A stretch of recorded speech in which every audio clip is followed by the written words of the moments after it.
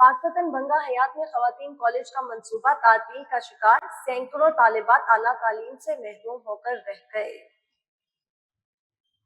पाकपतन के नवाही इलाके बंगा हयात और मुल्हका 100 देहात की बेटियों के लिए साबका हुकूमत के दौर में मियां मोहम्मद फरख मुमताज खान मानिका साबिक एमपीए और मियां असदुल्ला मुमताज खान मानिका साबिक नायब जिले नाजिम की कोशिशों से शुरू किया जाने वाला गवर्नमेंट कॉलेज बराए खवातीन बंगा हयात का तालीमी मंसूबा सियासी मुखालफत, करप्शन और बदनवानी का शिकार हो गया।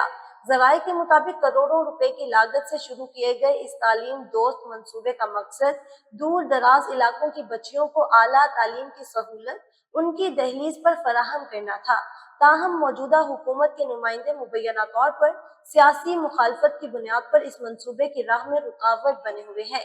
इलाका मकीनों का कहना है कि अहले इलाका की सैकड़ों बच्चियां इस वक्त तालीम से महरूम है क्योंकि करीबी इलाकों में कोई भी गर्ल्स कॉलेज मौजूद नहीं। वालिदैन ने मुतालबा किया है कि मौजूदा हुकूमत फौरी तौर पर इस मंसूबे को बहाल करें ताकि बच्चियां तालीम हासिल करके मुल्क व कौम का सरमाया बन सकें।